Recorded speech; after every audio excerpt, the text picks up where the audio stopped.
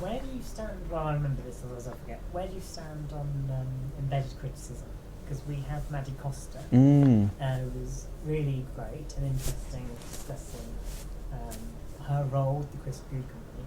But last week, Michael Billington, I don't think, and I don't know whether it's a generational thing, he compared it to being an impotent voyeur, which I think is a beautiful, paradoxical phrase. Yeah. What's your thoughts on embedded criticism? I mean, I've never experienced it, but I think it can only be a good thing for, first of all, because the critical landscape is changing beyond 4 or 5 newspaper reviews after a first night production, and it's part of this process of expansion of the definition of criticism. Second, you can get much more of an insight into theatre practices, which is one of the things that criticism tends to completely ignore.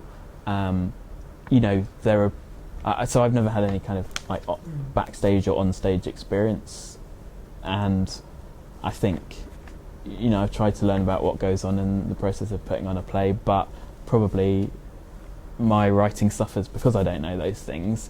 And if you've got that practical experience, you're just a much more informed writer. And then third, it's hopefully another revenue stream for writers, which is obviously a good thing.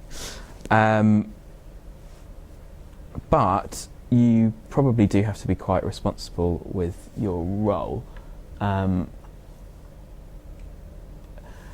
Chris Good's like a kind of force unto himself in a brilliant way, and I'm not sure that there are many companies that would let someone go in and be resident with them and write about what they're doing.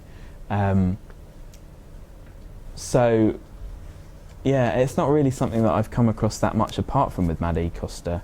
Would you do it? Yeah, if someone paid me. I'd do it out of interest as well. Yeah, I'm sure it'd be fascinating. Like, I'd love to see what goes on in rehearsal rooms and